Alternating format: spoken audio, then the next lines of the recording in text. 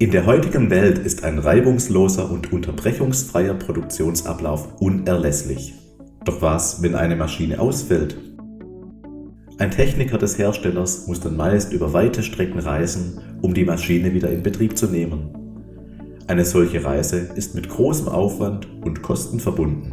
Es vergeht wertvolle Zeit, bis der Techniker vor Ort eintrifft, und es belastet unsere Umwelt.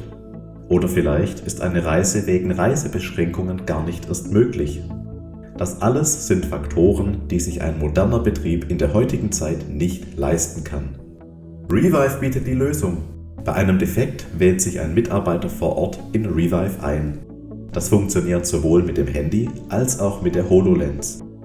So erhält der Mitarbeiter Auskunft zu technischen Details in hinterlegten Dokumenten und bereits mögliche Reparaturanleitungen zu genau dieser Maschine.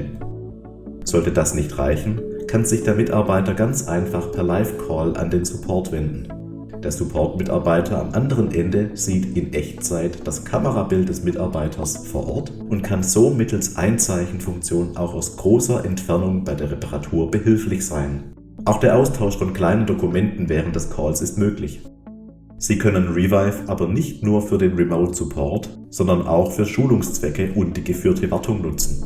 Legen Sie entsprechende Anleitungen an, um einer Vielzahl Ihrer Mitarbeiter Schulungsinhalte leicht zu vermitteln und Technikern vor Ort noch schneller präzise Unterstützung bei Problemstellungen zu bieten. Durch unser spezielles Berechtigungskonzept sind Ihre Daten jederzeit geschützt. Allen Ihren Mitarbeitern können Sie außerdem unterschiedliche Rollen zuweisen. Legen Sie darüber hinaus Klienten an, um auch Ihren Kunden Zugriff auf ausgewählte Daten und Maschinen zu geben. Die Zukunft des Remote Support und der geführten Wartung ist schon heute Realität.